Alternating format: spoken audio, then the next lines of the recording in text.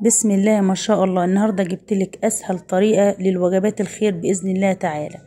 أسهل طريقة نعمل فيها وجبات خير، ربنا يتقبل مننا يا رب في الشهر الكريم ده يا رب، والناس كلها يا رب تحب بعضها، والناس اللي متخاصمة تصالح بعضها، والناس اللي ما بتكلمش بعضها تكلم بعضها، ويا رب يا جماعة تبروا والديكم، وأهم حاجة ما تزعلهمش. يلا نكمل الفيديو بتاعنا بإذن الله.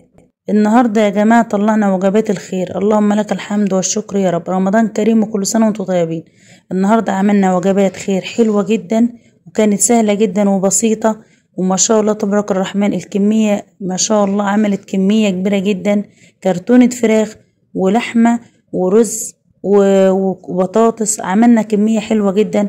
أول حاجة عايزين نسمي الله ويعلم ربنا، انا عامله الفيديو ده مش للفشخره ولا لاي حاجه من الناس اللي هتفتكر كده. انا عامله الوجبات دي وجبات خير عشان كل الناس تتشجع وتعمل حاجه لله، مش لازم اكل وشرب، لو تمره، لو علبه ميه، لو ازازه حليب، او علبه رايب، زي ما انت عايزه. تعالوا نشوف بقى ان شاء الله الحاجه اللي احنا عملناها واسهل منها مفيش.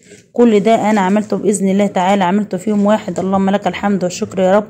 ربنا لما الحاجه بتبقى طالعه لله وبنيه حلوه بتطلع الحاجه زي العسل، وربنا بيقويكي وبيديك الصحه كده، ان بيقويكي ويديكي صحه وعافيه، انك بتطلع بتجيب الحاجه دي لله وهتطلعيها لله. تمام. عايزين نشوف بقى كل حاجة عملناها ازاي مع بعضينا، ويلا نسمي الله ونكمل فيديو بإذن الله. بص يا حبيب قلبي سما، انا جبت كرتونة الفراخ دي. تمام. دي كرتونة فراخ، يا ربنا يجعلها في ميزان حسناتنا يا رب، وتوصل للناس بالهنا والشفا كده. بصوا دي الفراخ بتاعتنا النهارده اللي انا جبتها اهي. دي كرتونة الفراخ بتاعتي 10 حبات، وده شوية البطاطس، ودي شكارة الرز اللي بقول لكم عليها، طبعا هغيرها واجيبها بسمتي، وده شكارة بصل. تمام. الطماطم بقى جوه، بقيه الحاجه جوه، دي الاساسيات يعني. تمام. هنعمل صينيه، هنعمل بطاطس في الفرن ان شاء الله، هنعمل فراخ، هنعمل رز بسمتي. طبعا الفراخ بقى دي بس بفكر هعملها ازاي، هسلقها واعمل لها تتبيله واحطها في الفرن تحت الشوايه، ولا بشوف هعملها ازاي، ولا احشيها بصل واحطها في الفرن برضو. لسه بفكر لها دلوقتي حالا هعمل لها ايه، هعملها ازاي، هشوف بقى اعملها ازاي. تمام. هشوف دلوقتي هعملها بانهي طريقه، ونرجع لبعضينا. عايزين لايكات، عايزين شير، عايزين متابعات، وبشكر كل الناس اللي داخله في قناه جديد. ان شاء الله النهارده يوم خير وفيديو خير يا رب. الناس كلها ربنا يقدرها، لو تمره تفك افطار صايم، ده حاجه كبيره قوي عند ربنا ان شاء الله.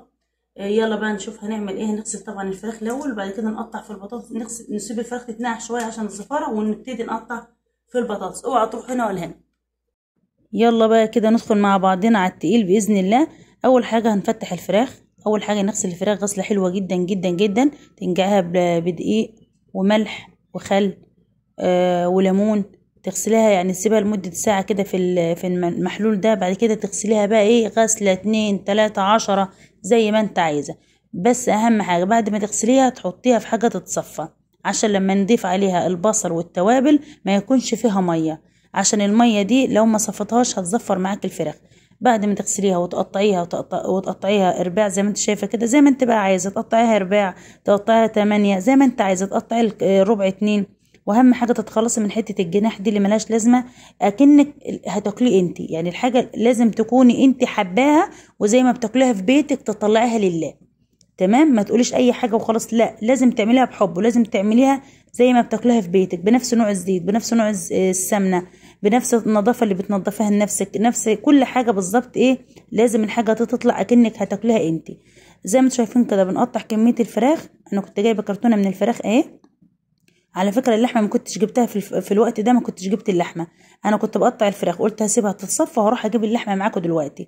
انا ما كنتش جبت اللحمه على فكره. وزي ما قلت لكم انا ابو صار نسي وجاب لي رز مصري، وبعد كده جبت رز بسمتي انا ورجعت. تمام. هبتدي بقى اقطع بالشكل ده، وهنقعهم زي ما انتوا هتشوفوا دلوقتي، وهغسلهم غسلتين 3 4 زي ما انت عايزه، وبعد كده نصفيهم في مصفى كده كويسه عقبال ما تجيبي حاجتك. تمام.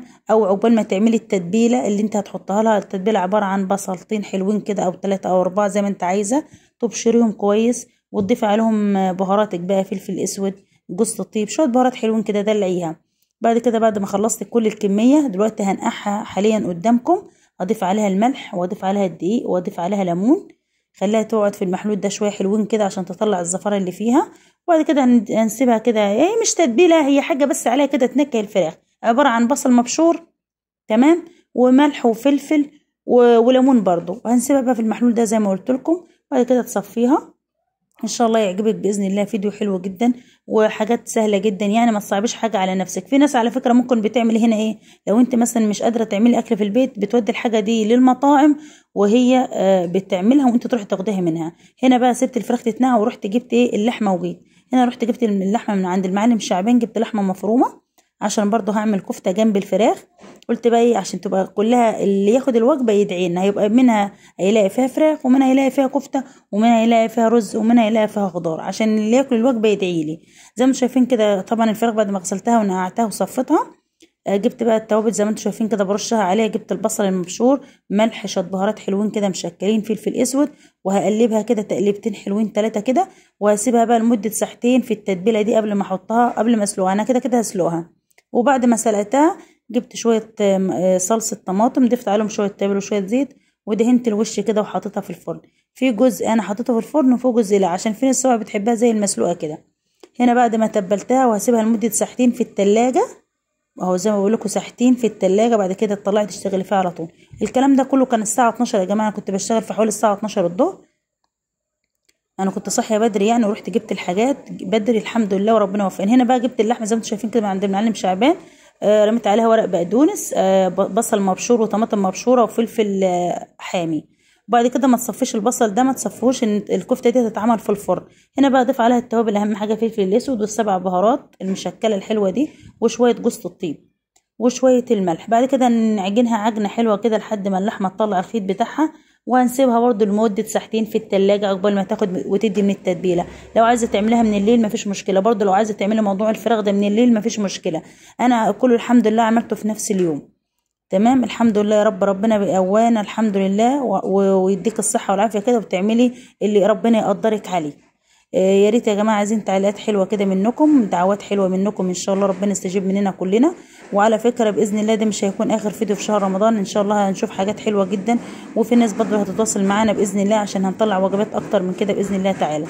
هنا زي ما انتم شايفين كده اللحمه بدات ادعك فيها كده لحد ما طلعت الخيط بتاعها. شايفين شكل اللحمه عامله ازاي؟ ما شاء الله ما شاء الله، بجد بجد لحمه المعلم شعبان لا تعليق عليها، حلوه جدا ما شاء الله تبارك الرحمن. هنا بقى جبت البطاطس، فضيت طبعا نص الكيس، الكميه كانت كبيره طبعا، انا فضيت نص الكيس بس. بعد كده قطعت كل كميه البطاطس كده ما شاء الله، عملت صينيتين كبار حلوين هتشوفهم دلوقتي. والناحيه دي بقى كنت بقى حاطط بقى الفراخ على النار، طبعا هسلقها سلقه حلوه كده لحد ما تستوي كلها. وبعد كده هاخد الشوربه دي اللي هعمل فيها الرز البسمتي تمام. سهل جدا يا جماعه، بسيطه يعني.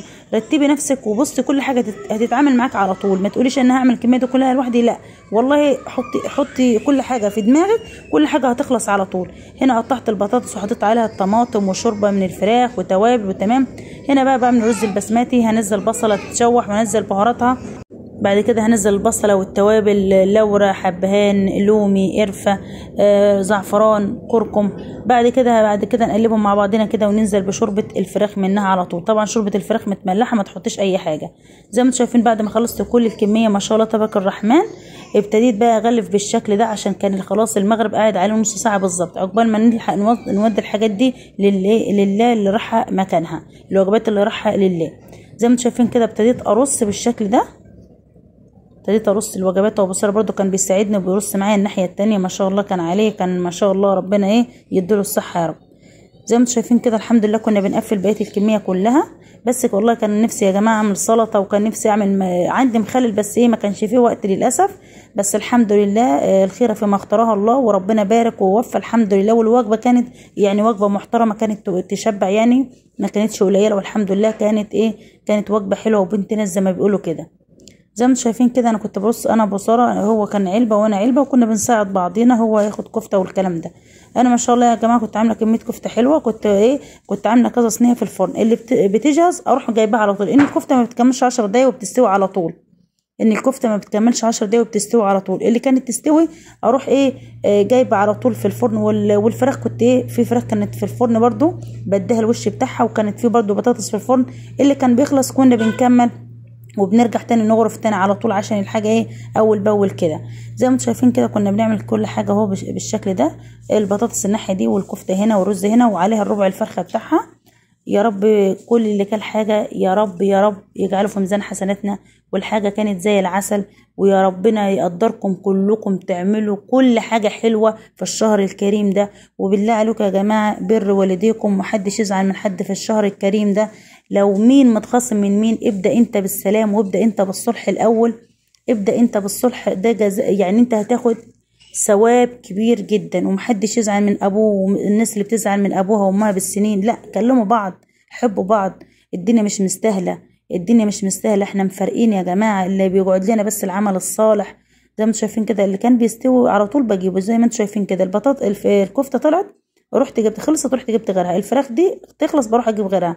ما شاء الله زي ما انتم شايفين الحاجه كانت كتيره. اللهم بارك اللهم بارك، يعلم ربنا كل ما اقول الحاجه خلصت الاقي التاني في الفرن، والاقي تاني هنا وهنا. كانت الكميه كبيره ما شاء الله، ان الحاجه ربنا بيبارك فيها، ان راحه لله، راحه ربنا سبحانه وتعالى وللناس. هتدعي لك دعوتين حلوين وبر والدكم يا جماعه. واللي متخاصم من حد يصالح حد، صالحوا بعضيكم. وان شاء الله ربنا يتقبل مننا، يتقبل مني ومنكم صالح الاعمال وكل حاجه حلوه باذن الله بحق الشهر الكريم ده يا رب. وهقول لكم بقى استنونا في فيديو جديد، وما تنسانيش بدعوتين حلوين. والسلام عليكم ورحمه الله وبركاته.